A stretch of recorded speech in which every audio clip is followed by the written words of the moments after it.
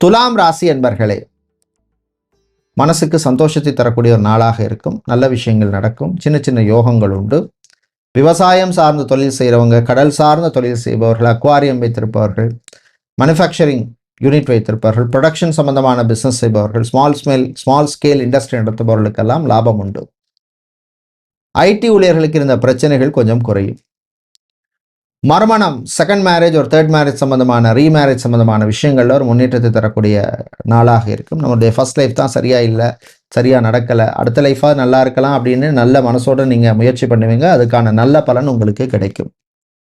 பிள்ளைகள் விஷயத்தில் விட்டு கொடுத்து போங்க. ரொம்ப ஸ்டபனாக இருக்காதீங்க. அவருடைய ஆரோக்கியத்துக்கு இம்பார்ட்டன்ஸ் கொடுங்க. அவங்க கேட்குற சின்ன சின்ன பொருளை வாங்கி கொடுத்தீங்கன்னா அது ஒரு சந்தோஷத்தை அவர்களுக்கு கொடுக்கும். இன்று நீங்கள் நல்ல பலனை பெறுவதற்கு வழிபட வேண்டிய தெய்வ வழிபாடு சொர்ண ஆகர்ஷண பைரவர் வழிபாடு. நெய் தீபம் ஏற்றி வழிபடுவது விசேஷம். அதிர்ஷ்டமான நிறம் சிவப்பு. அதிர்ஷ்டத்தை தருகின்ற எண் 4.